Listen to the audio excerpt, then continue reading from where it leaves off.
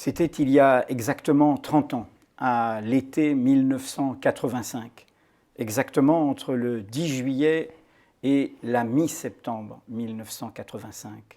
C'était l'affaire Greenpeace, du nom de ce mouvement écologiste dont le navire amiral, le Rainbow Warrior, sera coulé dans le port d'Auckland, en Nouvelle-Zélande, aux antipodes de la France, dans le cadre d'une opération faite par des agents des services secrets français.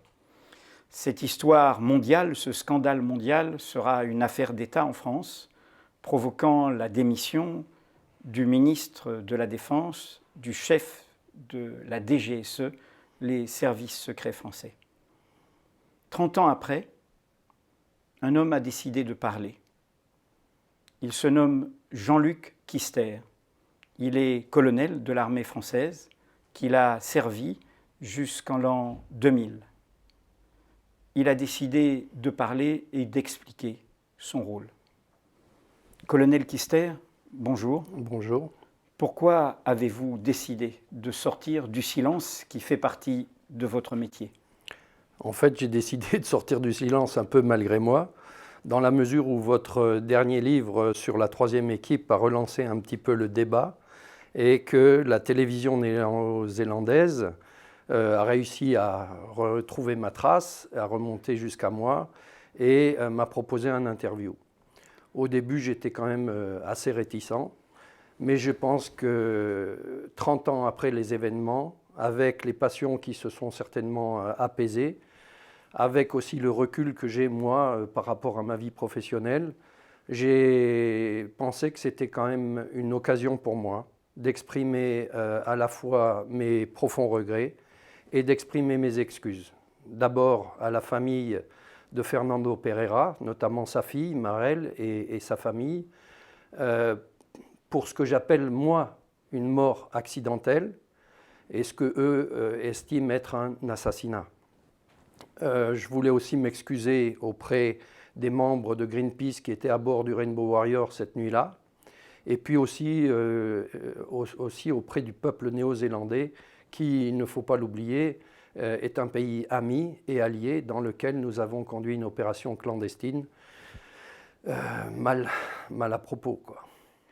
Vous portez ce poids parce que dans cette opération, vous n'êtes pas n'importe qui. On connaît les noms d'Alain Maffard, de Dominique Prieur et d'autres membres de cette opération, les autres équipes, mais vous êtes le chef de ce que j'ai appelé la troisième équipe, donc vous êtes celui qui a posé l'explosif. Oui, tout à fait. Effectivement, je ne suis pas un inconnu dans la mesure où, quelque temps après cette affaire, dès le début, mon nom est déjà sorti dans la presse. On verra peut-être dans quelles conditions. Mais effectivement, j'assume cette responsabilité. Comme le Premier ministre l'a dit à l'époque, j'ai agi sur ordre et j'ai fait mon devoir, le devoir qui m'avait été imposé par les autorités politiques. Vous aviez 33 ans à l'époque. Oui. Nous avons le même âge.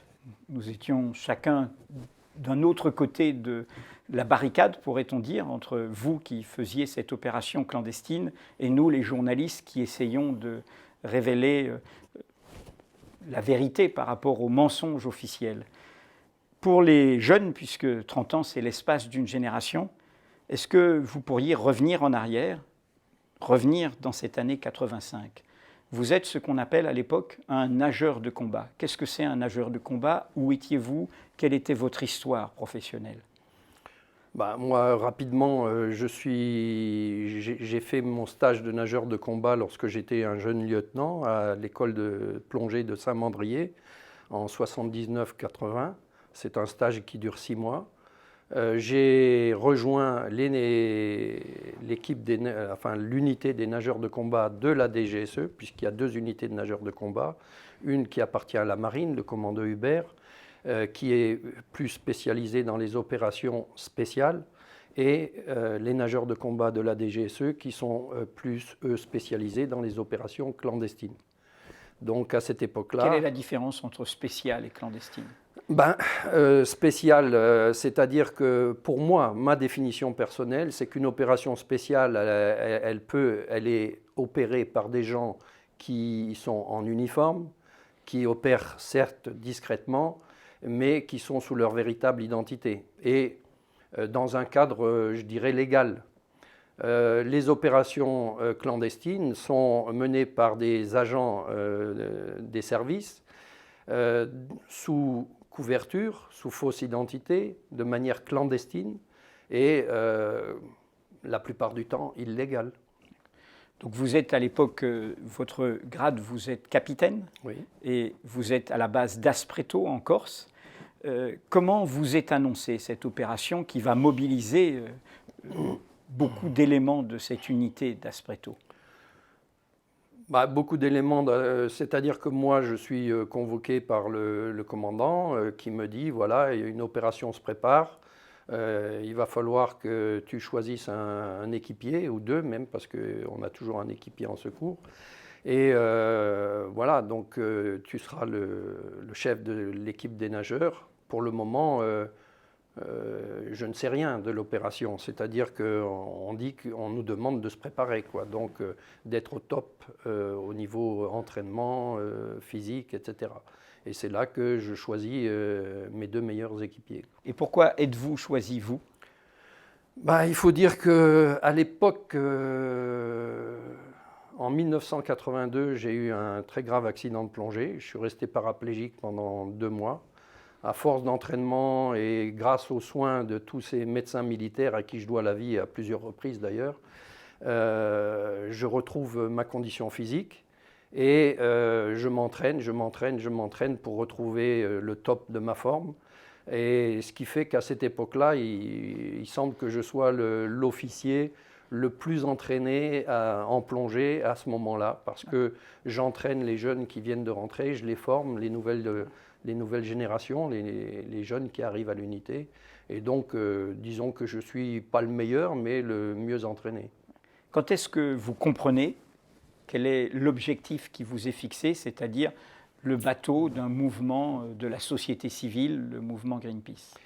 Lorsque je crois que donc, les gens de Paris descendent et nous informent de l'objectif. Vous êtes surpris? Moi, je suis surpris, peut-être même autant qu'eux. D'ailleurs, je crois que le commandant Maffar, qui était celui qui est venu nous annoncer ça, était lui-même aussi le plus surpris. D'ailleurs, il avait lui-même proposé des solutions beaucoup moins dures, et notamment ce qui avait été fait dans le passé, à savoir mettre des trucs dans le gasoil pour empêcher le bateau d'atteindre sa destination finale de Mururoa. Et je crois qu'il n'a pas du tout été entendu et qu'il y avait une volonté à un haut niveau de dire non, maintenant il faut que ça cesse définitivement et il faut une mesure plus radicale. Et c'est là que vous discutez de la conception de l'opération? Là aussi, technique, je veux dire. Oui, là aussi, on pense qu'on peut neutraliser le bateau en mettant une charge sur l'arbre d'hélice qui va l'endommager pendant un certain temps, etc. Mais là aussi, cette solution n'est pas retenue à un plus haut niveau que le nôtre, que celui de l'équipe, et où on nous dit non, il faut le couler. Alors là, nous c'est simple, pour couler un bateau, il faut faire un trou dedans. Et donc là, il y a des risques. Et on rappelle quand même qu'il y a risque parce qu'on ne sait pas qui peut être derrière, etc. Dans la salle des machines du bateau? Là, la salle des machines a été choisie justement en pensant que, à l'heure notamment qui a été choisie, minuit moins 10, il n'y aurait personne dans la salle des machines à minuit, quoi. Donc c'est pour ça que c'est la salle des machines qui a été choisie. Le choix du port d'Auckland, c'est justement parce qu'en haute mer, tout le monde a été à la baille. Oui, parce que disons que techniquement pour nous, la solution la plus sûre pour toute l'équipe de nageurs de combat, c'est de mettre la charge soit au Vanuatu où il faisait escale avant ou à Auckland, et ensuite de mettre un délai suffisant pour que le bateau saute en pleine mer, où il n'y aurait eu aucune trace. Mais tout le monde a été d'accord, ça ne nous a même pas effleuré l'esprit. Et nous, ce qu'on a pensé, c'est dire, bon non, stop, là il y a danger pour l'équipage, cette solution ne peut pas être retenue. Mais techniquement, ça serait la solution qui aurait été la plus à même. Et donc le port d'Auckland a été choisi parce que, on savait que le bateau s'y arrêterait un certain temps. Deux, que pour des raisons techniques et logistiques, c'était plus facile. Et puis aussi, on a discuté entre nous en disant, bon, Auckland, c'est quand même mieux, parce que si jamais il y avait des blessés, il y a des facilités médicales, d'intervention rapide, etc. Voilà, donc ça a été pensé aussi. Mais disons que ce n'est pas la raison principale. Mais ça nous confortait, enfin pas nous, parce que ce n'est pas nous qui avons décidé d'utiliser du port d'Auckland. Mais dans notre esprit, ça nous confortait aussi sur ce choix. Juste pour terminer sur ce point, est-ce que dans votre étonnement, il remonte, est-ce que dans ce fonctionnement préparatoire d'une opération si grave, est-ce que vos questions remontent? Est-ce que vous comprenez pourquoi il y a la volonté politique à tout point de vue qu'il soit coulé? Qu'est-ce qu'on vous dit pour justifier? Il faut bien qu'on vous donne un argument. À l'époque, c'est sûr que tout le monde se posait la question, toute l'équipe, jusqu'au chef d'équipe. C'est-à-dire que pour nous, les gens de Greenpeace étaient des fauteurs de troubles un peu sympathiques, engagés certes, mais pas vraiment dangereux, quoi. Donc on se demandait pourquoi Greenpeace. On comprenait qu'on nous fasse sauter des bateaux de Kadhafi qui menaient des attentats, etc., comme ça a été le cas en 80. Mais Greenpeace, c'était vraiment étonnant. Alors là, on nous a fourni des explications en nous disant que Greenpeace était infiltré par les services, le KGB, les services soviétiques, que Greenpeace, d'ailleurs, regardait avec quelle facilité on a infiltré Greenpeace à Auckland en 2 semaines, quoi. Donc pour le KGB, c'était facile, et qu'il fallait quand même se poser la question, pourquoi Greenpeace s'en prenait simple chalutier baleinier soviétique, et que par contre on s'en prenait à la dissuasion nucléaire française. Donc il y avait quand même une sacrée différence de... 30 ans après, pour vous, ces explications tiennent? Non. Non, je ne crois pas. Non. Oui. Il faut se remettre dans le contexte de l'époque. On est encore en pleine guerre froide. On est en 1985 et cette guerre froide, elle est... On est exactement l'année où Gorbatchev arrive, justement. Ouais. C'est le début de la fin, mais ça commence juste, en fait. Mais bon, le KGB, ça a été toujours l'ennemi numéro 1 à cette époque-là. Vous aviez parlé d'un précédent, selon un scénario semblable, de faire exploser un bateau en 80 de Kadhafi. Vous étiez dans cette opération? Non. C'était oui, c'est sorti dans la presse déjà, de toute façon. Ça se passait où? Je peux en parler. Ça s'est passé dans le port de Gênes. Une équipe, Kadhafi était largement impliqué dans de nombreux attentats et subventionné et appuyé le terrorisme international. Et il a été décidé de faire sauter son bateau amiral qui était en réparation, en réarmement. On était en train de le réarmer dans le port de Gênes. Et là, effectivement, là aussi, on a pris en considération un risque minimum pour l'équipage, et la charge a été posée sur l'Arbre d'Hélice, pareil, qui a quand même bien endommagé le bateau, et où effectivement les pompiers italiens sont intervenus rapidement pour empêcher. Mais bon, je ne révèle rien de spécial puisque c'est sorti dans la presse. Et là, ça s'était bien passé donc... Ça s'était bien passé. L'opération était plus facile dans la mesure où on n'était pas si loin de nos bases. Donc au niveau de la logistique, ça ne posait pas tant de problèmes logistiques. Et puis effectivement, ça s'est bien passé. D'ailleurs, à l'époque, Kadhafi se demandait si c'était bien les Israéliens, les Américains qui avaient pu faire péter son bateau. Mais donc nous, on était tout à fait dans le cadre de notre emploi. Et là, personne ne nous a critiqués, je veux dire. Non, je n'étais pas là, moi. Vous aviez dit tout à l'heure, vous avez présenté vos excuses au peuple néo-zélandais, à la famille de Pereira. Est-ce que, à cette époque, le fait que la Nouvelle-Zélande est un allié politique, géopolitique, le fait que, et vous l'avez rappelé à la télévision néo-zélandaise que des soldats néo-zélandais ont fait le sacrifice de leur vie pendant les 7780 soldats néo-zélandais sont morts sur le sol français et pour la France. Pendant la Première Guerre mondiale. Et la deuxième aussi. Et la deuxième aussi. 780. Exact. Vous connaissez le chiffre Oui. par cœur. Bon. Est-ce qu'à l'époque, aussi cette question se pose, Non. faire une action dans un pays allié? Non, non. Non, parce que à partir du moment où l'opération se déroule sans accroc et qu'elle réussit, on pouvait peut-être se penser que les soupçons se porteraient certainement sur les Français, à qui profite le crime, quoi, hein. Mais s'il n'y a pas de preuves, donc on ne pensait pas qu'il y aurait une répercussion pareille au niveau du pays. Maintenant, ça, c'est pas les répercussions au niveau politique, économique avec la Nouvelle-Zélande, c'est pas de notre niveau. Nous, on est les chirurgiens, on nous prépare le terrain, on arrive et on repart. Et voilà. Donc c'est une opération chirurgicale à notre niveau et on n'est pas dans le contexte, le large contexte géopolitique qui entoure l'opération, quoi. Donc l'opération, quand vous dites on est des chirurgiens, on arrive, implique, si je ne me trompe pas, 12 agents, c'est ça? Oui, à peu près, oui. Bon. Je suis le compte est bon. Et donc, pour que tout le monde comprenne, en 3 équipes, pourrait-on dire, expliquez-nous un peu l'architecture. Déjà, il faut savoir qu'il y a un cloisonnement, c'est-à-dire que chaque agent n'a à savoir que ce qu'il doit savoir. Donc, le rôle, comment les équipements, les appareils, les explosifs arrivent dans le pays, nous, on ne le sait pas.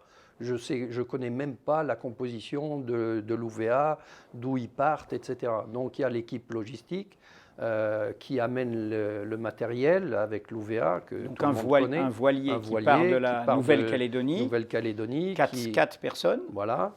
Et ensuite, l'équipe sur place avec le commandant Maffard et Dominique. Et Dillet aussi. Alors Dillet, lui, est le chef de l'opération et qui coordonne les équipes sur le terrain.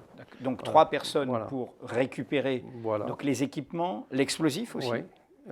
Oui, l'explosif. Et puis l'équipe de nageurs avec un pilote de Zodiac et deux nageurs. Voilà. Un pilote de Zodiac qui vous amène et qui, lui, ne sera pas identifié. Qui nous prend à un endroit, qui nous amène au large, on s'immerge, on fait l'attaque, on revient, on a un point de rendez-vous et il nous dépose. Et ensuite, après, il va se débarrasser du matériel avec quelques difficultés qu'on connaît, puisque c'est là que les équipes de récupération vont se faire repérer, quoi. Alors, vous dites on fait l'attaque, ce qui a créé beaucoup d'émotions en Nouvelle-Zélande. Pour vous, donc, c'est un accident. Vous avez tout fait pour qu'il n'y ait pas de mort. À tout moment, au moment de l'opération et jusqu'au dernier moment, je dois dire que les chefs d'équipe, nous-mêmes on l'avait à l'esprit, mais on ne prend pas les décisions, ont toujours eu à l'esprit de faire en sorte qu'il n'y ait pas de dommages collatéraux, quoi.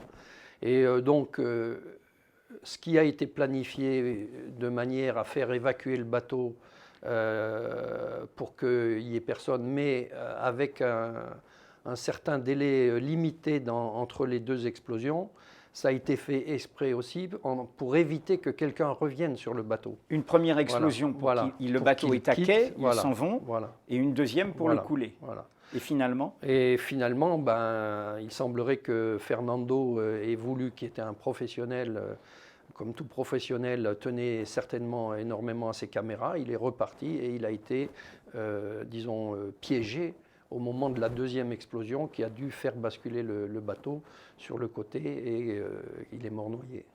Il faut expliquer aussi que entre comment vous avez répété l'opération et comment elle se passe, il y a la réalité. C'est la nuit, vous ne voyez pas combien dans l'eau. Comment ça se passe tout ça? La nuit, on voit pas, on voit à 1 mètre parce qu'il y a quand même les lumières des quais. Les quais sont allumés, donc il y a une lumière diffuse qui est dans l'eau. On C'est-à-dire qu'on arrive de loin sur le quai en face du Marsden Wharf. Vous êtes attachés l'un à l'autre? On est toujours attachés parce qu'il y a toujours ce risque d'hyperoxie avec l'oxygène. Dès qu'on plonge en dessous de 1 kg, en dessous de 7 mètres, en gros, qui correspond à 1,7 bar de pression, il y a le risque de faire une hyperoxie. Et l'hyperoxie, c'est une crise d'épilepsie sous l'eau, c'est-à-dire que les gens se noient. Et on a eu quand même pas mal de morts à l'entraînement, à l'école de plongée et chez nous, de gens qui sont morts dans ces conditions. Donc on est toujours sanglé par deux, un chef d'équipe et un équipier. Et donc on se dirige la nuit avec un compas, un profondimètre pour justement ne pas dépasser cette fameuse profondeur, et un compas qui nous dirige où tout est mémorisé dans la tête avec les durées, puisqu'on sait que tant de coups de palme, ça fait tant. Voilà, 100 coups de palme, c'est tant de mètres. Et donc on arrive en face de l'objectif. On fait une immersion discrète pour être sûr qu'on est bien sur l'objectif, et ensuite on y va. Et là, vous voyez que l'objectif, il n'est pas comme prévu. C'est-à-dire que ce n'est pas à ce moment-là, c'est-à-dire qu'on fait toujours une reconnaissance avant pour voir si tout correspond plus ou moins à ce qui nous a été décrit. Et là, lors des reconnaissances de jour, on s'est aperçu qu'il y avait un voilier qui était à côté du bateau. Et donc on s'est dit, peut-être que des voiliers peuvent venir. Donc on avait prévu de mettre la charge côté opposé au quai, justement en se disant, si on la met du côté du quai, et s'il y a quelqu'un sur le quai, il peut y avoir peut-être des éclats qui pourraient blesser quelqu'un sur le quai. Mais après, on voit que là, il y a possibilité qu'un voilier qui faisait partie peut-être de la flotte vienne accoster.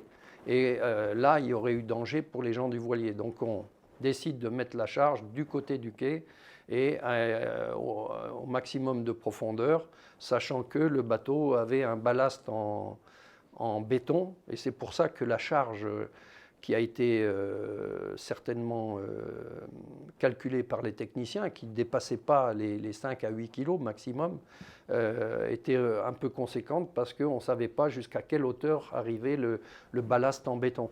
Et donc il fallait faire un trou.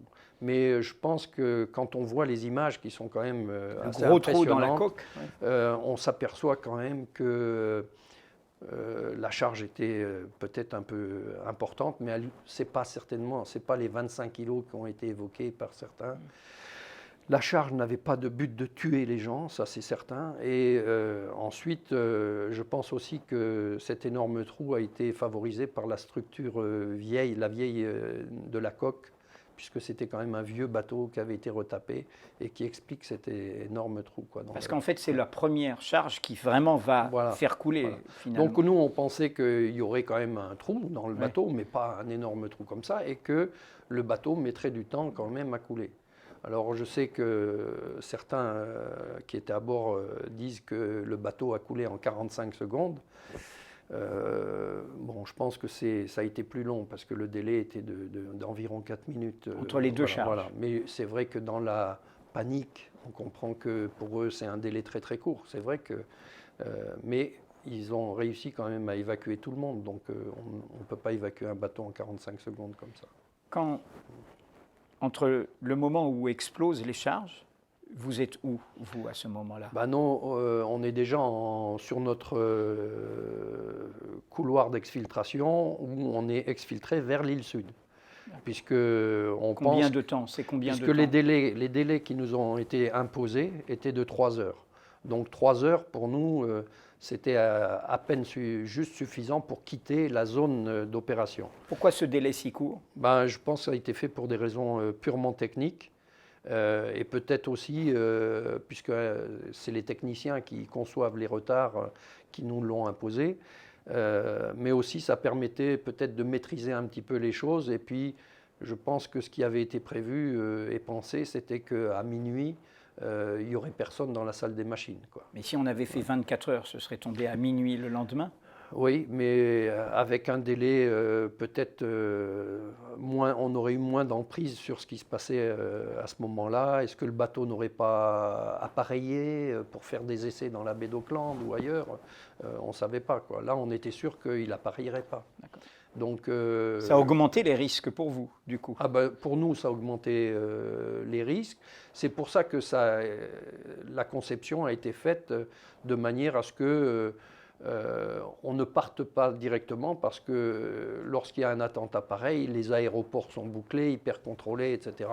Et donc, il avait été prévu qu'on reste une dizaine de jours dans le pays pour jouer notre prétexte de présence, à savoir faire du ski. On était des touristes français qui étaient venus faire du ski en Nouvelle-Zélande. Avec votre coéquipier. Voilà. Pourquoi ça a déraillé? Pourquoi, alors que votre parcours d'infiltration est prévu, chaque équipe a son parcours, l'UVA qui a apporté le matériel est déjà reparti vers la Nouvelle-Calédonie, les Mafards doivent, je suppose, partir avec leur faux passeport suisse. Vous êtes comme des touristes dans le sud, même s'il n'y a pas beaucoup de touristes français en Nouvelle-Zélande en général, et encore moins pendant cette période de l'année, qui est l'hiver là-bas, où c'est la mauvaise saison, notamment à Auckland. Pourquoi ça a déraillé? Pourquoi les Mafards sont arrêtés? Pourquoi l'affaire dérape? En fait, tout simplement parce qu'ils ont été repérés au moment de la récupération des équipements que le pilote Zodiac du Zodiac leur livrer. Je pense que le délai était très court dans la préparation, et les reconnaissances qui avaient été faites l'avaient été faites dans certaines conditions. Où il pleuvait, il était minuit à l'endroit où le Zodiac devait arriver, et là, ce jour-là, il faisait beau, il était 20h, 21h, et des pêcheurs étaient là partout. Donc, problème, c'est qu'on ne peut pas arriver au point numéro 1, on voit au point numéro 2, là aussi il y a du monde, et on va dans une zone de rescue, où là, il faut se débrouiller, quoi. C'est là que les types qui étaient en surveillance de la marina voient des mouvements suspects et décident d'aller voir ce qui se passe. Et au moment où l'équipe s'en va, ils notent le numéro du van. Voilà. Mais quand vous apprenez, combien de temps après qu'il y a un mort finalement? Très peu de temps après, on était sur la route de Wellington, et la radio annonce tout de suite que vers 5-6 heures du matin qu'il y a eu un mort. Comment vous réagissez à ce moment-là? Tout le monde est choqué, et là on s'aperçoit que c'est une autre affaire qui commence, quoi. Parce que dès qu'il y a mort d'homme, les données ne sont plus les mêmes, quoi. Vous vous attendiez à une immense affaire politique comme ça le deviendra? Non, pas du tout, parce que au moment où on apprend ça, nous on ne sait pas du tout que les membres de l'équipe vont se faire repérer et intercepter. Donc on l'a su après, quelques jours après, que le couple avait été intercepté par la police, et là, l'affaire commence à... C'est le drame, quoi. Alors l'affaire, ce sera pendant 2 mois une bataille pour arriver à comprendre par rapport à la position officielle du pouvoir politique, qui est de dire nous étions en mission de surveillance, nous ne sommes pas responsables de cet attentat. Et c'est en révélant l'existence de la troisième équipe, c'est-à-dire de vous-même, que finalement le pouvoir politique est obligé de reconnaître. De votre point de vue d'opérationnel, qu'est-ce que le pouvoir politique aurait dû faire pour éviter que ça tourne comme cela? À partir du moment où on a 2 agents qui ont été interceptés, dont les identités vont se révéler très rapidement au grand jour, à ce moment-là, il faut négocier. C'est ce que l'amiral Lacoste a proposé d'ailleurs intelligemment. Mais je crois que là, Ernu est complètement à côté de la plaque. C'est la panique au plan politique, et puis il s'enfonce dans le mensonge, quoi. Donc là, pour moi, je pense que la solution, c'est celle que l'amiral a dit. On négocie chaque fois qu'il y a un problème dans un pays ami en plus. On reconnaît et on admet et on assume les conséquences. Et celui qui refuse, mais ce qui était très très mauvais au plan médiatique, au plan vis-à-vis de la Nouvelle-Zélande, vis-à-vis du peuple français, c'est de s'enferrer dans le mensonge, comme Ernu s'est enferré dedans, dans ce mensonge, quoi. Pas Ernu tout seul. Si, parce que c'est lui qui a dit on dit rien. Et à partir du moment où il ne fallait pas révéler, c'est ce qui s'est passé avec le rapport Tricot. Les gens, quand ils ont parlé avec Tricot, ils avaient des ordres. Les ordres venaient d'en haut, d'Ernu, en disant blackout complet, ne dites rien. Mais dans notre système institutionnel, au-dessus du ministère de la Défense, il y a le chef des armées, le président de la République. Quelle est pour vous son implication dans tout ça? Comme l'amiral Lacoste l'a dit lors de son interview, ou dans son livre, il s'est assuré que le président était au courant de cette opération. Lors d'un rendez-vous le 15 mai à l'Élysée. Voilà, c'est ce qu'il dit. Donc le président était parfaitement au courant. Maintenant qu'il ait eu les détails précis de l'opération, effectivement, c'est pas à ce niveau-là, ça ne se discute pas, on ne discute pas des détails. Mais il savait certainement que si des nageurs de combat sont impliqués dans cette affaire, c'est que c'était sérieux. Donc il savait qu'il y aurait un sabotage, etc. Donc ça, c'est certain qu'il était au courant. D'ailleurs, pratiquement aucune opération de la DGSE, notamment parce qu'elles sont clandestines, notamment parce qu'il peut toujours y avoir des implications politiques à un très haut niveau, reçoivent toujours le feu vert du président. Comment, avant que ça se dénoue par la démission de Ernu et de l'amiral Lacoste, comment vous vivez ce moment-là où nous ne nous connaissons pas, je ne connais même pas votre identité, mais vous êtes revenu à votre base. Comment vous regardez ça en spectateur? Vous avez des réunions de débriefing? Il y a des discussions avec la hiérarchie ou... Oui, non. Chaque fois qu'il y a une opération, on fait un débriefing entre nous, entre les opérateurs, les nageurs de combat, l'équipe de l'UVA, etc. Parce qu'à ce moment-là, c'est là qu'on sait qui sont. On l'a su par la presse avant, mais c'est des gens de chez nous, quoi, donc de notre unité. D'ailleurs, c'est tous des gens qui étaient sous mes ordres. Donc on fait un débriefing technique, c'est-à-dire qu'on dit voilà, quelles sont les erreurs qui ont été commises, pourquoi vous avez été vu à tel endroit, qu'est-ce qui s'est passé, etc. Donc on fait notre débriefing technique, parce qu'il faut toujours tirer des enseignements de nos échecs, et c'est seulement comme ça qu'on progresse. Maintenant, on fait notre débriefing à nous pour préparer le grand débriefing à Paris, au siège du service action. Et là, on attend toujours et on n'a jamais eu de débriefing. On ne vous a pas convoqué à Non, Paris? parce que je pense que la gestion politique de l'affaire prenait le pas sur tout le reste et que les chefs étaient certainement débordés par la gestion médiatique, politique de l'affaire, etc. quoi. Est-ce que, dans votre débriefing technique, vous estimez que vous avez fait des erreurs, au-delà de l'ordre politique lui-même? Oui, il y a eu des erreurs techniques. La preuve, s'il n'y avait pas eu d'erreurs, les gens ne se seraient pas fait prendre. Il y a eu plusieurs erreurs qui ont été commises à gauche, à droite. Mais c'est vrai qu'après, c'est, comme on dit vulgairement, la loi de l'emmerdement maximum. Quand ces petites erreurs s'accumulent, c'est là qu'intervient le clash. Est-ce que la principale erreur n'est pas tout simplement d'avoir ordonné cette opération? Bien sûr, bien sûr, bien sûr. C'est ce que j'ai dit, c'était une riposte disproportionnée, comme prendre un grand box pour écraser une mouche, quoi. Donc je pense que les solutions qui avaient été proposées par les chefs d'équipe étaient certainement les meilleures pour faire passer le message sans qu'il y ait de risque de mort. Mais nous, on sait ce que c'est qu'un explosif, il y a toujours danger, mais ce risque, il a été accepté par les politiques. Et on l'a bien mentionné, on l'a bien souligné, qu'il y avait toujours un risque. Et c'est pour cela qu'après, vous êtes très mécontent du fait que finalement, vos identités soient connues, que les politiques, pour vous, aient fait en sorte que tout soit connu?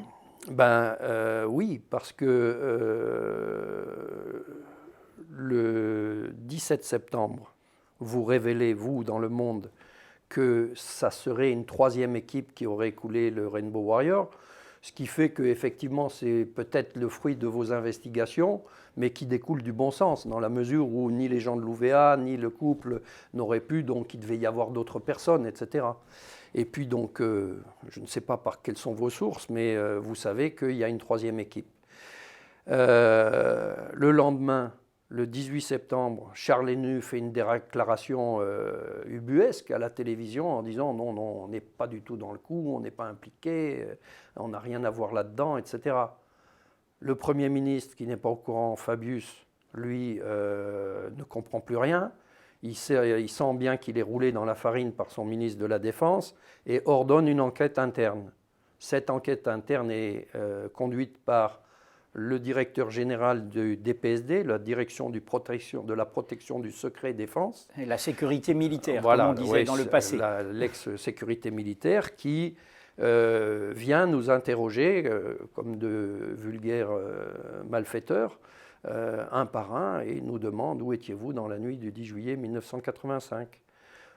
Les ordres sont venus d'en haut, ne dites rien, bon, on ne dit rien, mais ils en déduisent dans leur rapport que les deux seuls qui avaient pu faire partie de cette fameuse troisième équipe dont le Premier ministre voulait absolument connaître l'identité étaient le capitaine Jean-Luc K et l'adjudant Jean C.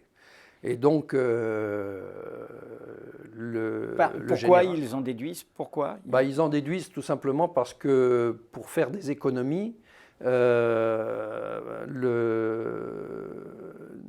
avons voyagé sous nos vraies identités sur un avion. Tous les deux, pas d'autres, tous les mais deux. Tous les deux. De la DIRSEN, les essais nucléaires, donc un voyage officiel vers Papeete. Et c'est à Papeete qu'on a fait l'échange d'identité.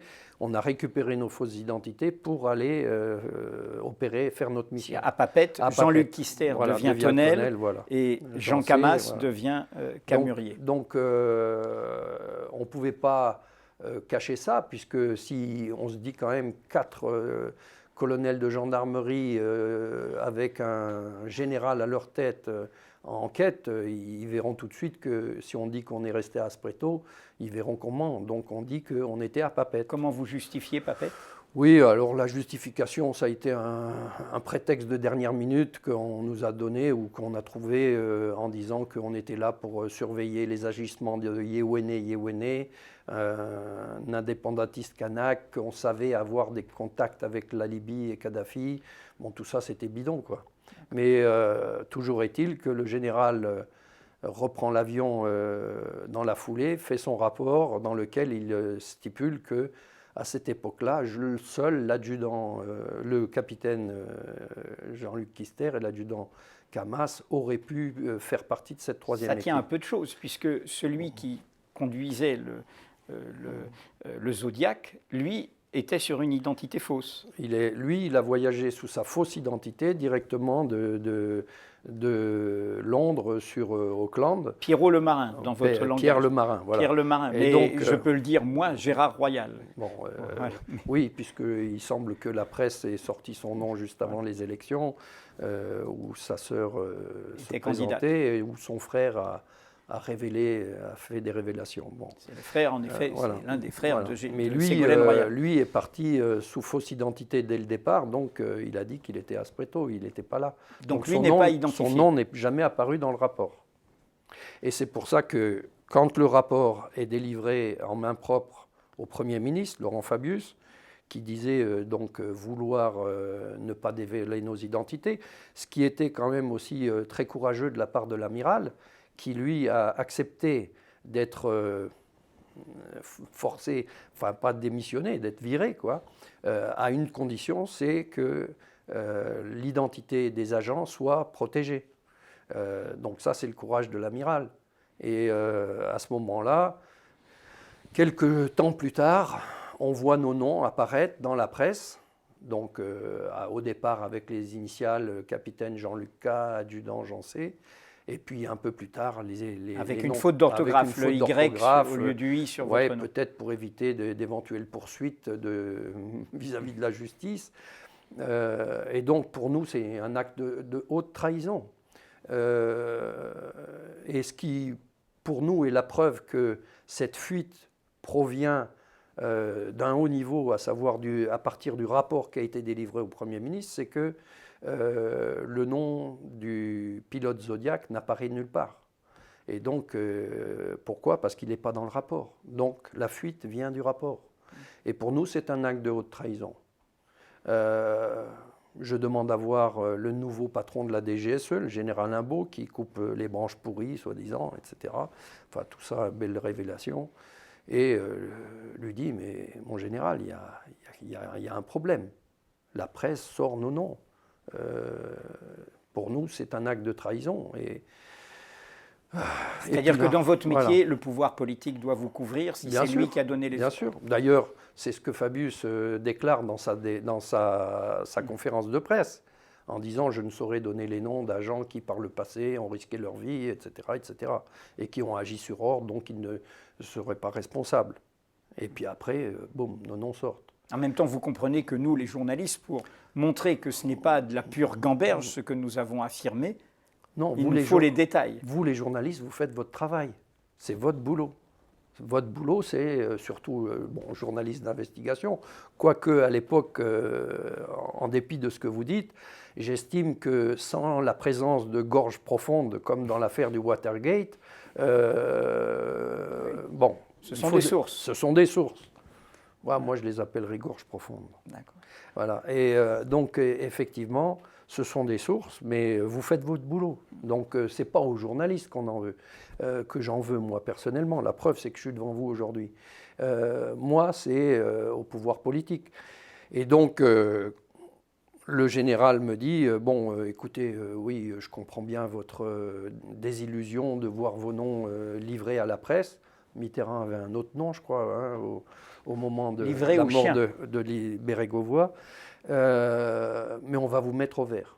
Donc on me propose d'aller faire le Staff College à Fort Leavenworth aux États-Unis. J'attends toujours, mais j'ai jamais eu plus de nouvelles, quoi. Voilà, donc voilà comment ça se termine. Je crois que maintenant il y a une nouvelle loi qui est sortie qui protège l'identité des agents des services spéciaux. C'est une bonne chose, mais malheureusement, nous, on n'a pas pu en bénéficier. Et je crois que si on avait été aux États-Unis, d'autres têtes seraient tombées pour haute trahison. Mais malgré cette colère sur ce point qui vous habite toujours, ça ne vous a pas transformé de manière aigre ou vis-à-vis de votre institution, parce que vous êtes de tous ceux qui ont été dans cette opération, celui qui a continué le plus longtemps au sein de l'institution militaire après. Oui, parce que j'estimais avoir un devoir vis-à-vis de mon unité, auquel je suis attaché plus que tout, parce que ce sont des gens d'un très très haut niveau, des gens qui sont prêts à risquer leur vie pour leur pays. Et on la risque beaucoup plus à l'entraînement parce qu'on a eu beaucoup plus de morts à l'entraînement qu'en opération. Il faut dire que notre devise, c'est entraînement difficile, guerre facile. Ce qu'on nous rabâchait dans les parachutistes, le sang épargne, la sueur épargne le sang, etc. Mais je dois dire que j'avais un devoir. Et il est vrai que notre unité a failli être totalement dissoute. C'est seulement en comprenant le rôle que cette unité avait joué durant les années, depuis la guerre d'Algérie, puisque Bob Maloubier est celui qui avait formé cette unité à Arzeux avec Rifo en Algérie. Cette unité a à son actif de nombreuses opérations clandestines, tout avec succès, jusque malheureusement cette malheureuse affaire. Et donc, il en allait de la survie de l'unité. Et moi, lâcher mon unité, c'était comme faire un acte de défection, quoi. Je pouvais, donc moi j'ai continué et effectivement jusqu'à... j'ai été chargé de mission en Afrique. Mais vous êtes devenu d'abord le chef des nageurs de combat. Pas tout de suite. Après, j'étais dans les unités clandestines dans le cadre de la chasse antiterroriste dans les années 86-87 à travers l'Europe. Ce qu'on appelle les unités alpha. Ouais, à l'époque, ça s'appelait comme ça. Maintenant, je ne sais pas, ça a un autre nom. Mais c'était des unités spéciales. Clandestine, ça veut dire que vous disparaissez et vous cherchez à tout savoir sur quelqu'un. La traque aux terroristes. La traque aux terroristes. Et donc, ensuite, on voit que je suis un peu fatigué avec toutes ces affaires. Et puis, le général Heinrich me propose d'être le conseiller sécurité du président Lansana Conté en Guinée, où je vais réorganiser la garde présidentielle. Et puis ensuite, je reviens commander effectivement en tant que chef de corps l'unité des nageurs de combat. Qui était à Kellern à ce moment-là. En Bretagne. Voilà. Voilà. Donc, vous quittez l'armée en 2000. Oui. Vous auriez pu rester plus longtemps. Oui, mais je n'avais pas d'avenir, étant donné que je n'avais pas fait l'école de guerre, j'avais été plus occupé sur les théâtres d'opérations extérieures et en Afrique. Et donc, je n'ai pas d'espoir de devenir général, mais je n'ai jamais été très carriériste non plus. Et donc, je pars avec le grade de colonel. Et alors que j'étais à ce moment-là officier de liaison de la MONUC au Burundi. Et pour les Nations et j'embraye comme officier de sécurité des Nations Unies à ce moment-là. C'est important de rappeler cela parce que le monde dont nous sommes aujourd'hui témoins, qui n'a rien à voir avec ce monde d'il y a 30 ans, le monde de la guerre froide, l'Union soviétique, les États-Unis, le mur de Berlin, l'Allemagne séparée en deux. Le monde d'aujourd'hui, c'est d'autres menaces, c'est la guerre au Mali, c'est l'Irak et la Syrie, c'est l'État islamique. Or, vous avez été aussi témoin de ce monde-là. Vous avez été en Irak. Oui, j'étais témoin, oui, puisque je faisais partie de l'équipe d'intervention rapide de la sécurité des Nations Unies, ce qu'on appelle UNDSS, United Nations Department for Safety and Security. Et donc, avant la guerre d'Irak, j'ai été déployé en Iran, sur la frontière, pour préparer avec le HCR l'arrivée de milliers de réfugiés qui ne sont jamais venus, heureusement, d'ailleurs, puisque les Iraniens avaient prévu de les parquer au milieu des champs de mines, quoi. Ensuite, j'ai été le coordinateur de la sécurité du Kurdistan, où j'ai réouvert les bureaux des Nations Unies à Tikrit, Mossoul et Kirkouk. Je suis revenu dans mon affectation de base, qui était à l'époque le Sénégal, et à ce moment-là, 2 mois après, lorsque le siège des Nations Unies a fait l'objet d'un attentat où Sergio de Mello est mort. À Bagdad. Voilà, à Bagdad. On m'a fait revenir pour être le coordinateur de la sécurité de Bagdad jusqu'à ce qu'on décide l'évacuation de Bagdad en attendant de pouvoir sécuriser nos personnels dans la fameuse zone verte, quoi. Quel est votre regard de praticien sur ce qui s'est passé, cette invasion de l'Irak, l'opération américaine, dont surgit l'État islamique aujourd'hui? C'est très clair. Je veux dire que la France avait déjà une vision très claire sur la responsabilité de Saddam Hussein et de l'Irak dans le terrorisme, et surtout les services français savaient pertinemment qu'il n'y avait aucune arme de destruction massive en Irak. Et Monsieur De Villepin l'a très bien expliqué au siège des Nations Unies en disant que la France ne saurait être engagée dans une telle opération. On ne sait pas ce qui a poussé, enfin si, les gens le savent, ce qui a poussé les Américains et Bush, le gouvernement Bush à intervenir en Irak, mais de mon point de vue, cette guerre, on a ouvert la boîte de Pandore. Et donc à ce moment-là, c'est là que le conflit chiite-sunnite, qui embrase maintenant tout le Moyen-Orient et qui a des répercussions un peu partout, notamment au Maghreb et même en Afrique avec le Nigeria, tout ça, sont les conséquences de cette opération, de cette guerre en Irak. Quand on voit de l'extérieur votre profession, on se dit, ces gens-là, ils obéissent aux ordres, ils n'ont pas d'état d'âme, s'il faut tuer, ils doivent tuer. Or, cette histoire, notre rencontre, témoigne de quelque chose comme un grain de sable, puisque elle pèse sur vous depuis longtemps. Notre rencontre, la première, en début 2012, j'étais de passage à Tunis, je parle dans une radio le matin, 1 an après la révolution tunisienne, vous travaillez là-bas pour les Nations Unies, vous m'entendez à la radio, vous trouvez l'hôtel où je réside en tant que bon professionnel, vous laissez un message demandant que je vous rappelle. Vous vouliez avoir cette rencontre, ce face-à-face. Donc déjà, avant que les Néo-Zélandais, la télévision néo-zélandaise vous retrouve, vous aviez envie de revenir sur cette histoire. Pourquoi elle vous habite comme un fantôme un peu ?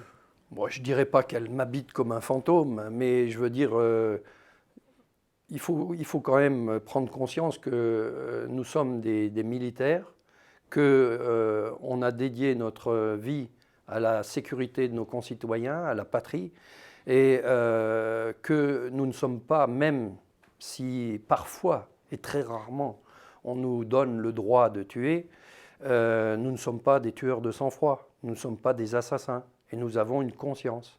Et cette conscience, eh ben, effectivement, le temps fait que, comme je le disais, les passions se sont apaisées, et dans mon esprit aussi, mais ma conscience me dictait quand même de faire ses excuses et d'expliquer, de tenter d'expliquer, parce que je comprends bien que pour les victimes, c'est très difficile de comprendre ou de comprendre mes explications plus ou moins techniques, etc. Mais ce qu'il faut savoir, c'est qu'on n'est pas des tueurs de sang-froid, quoi.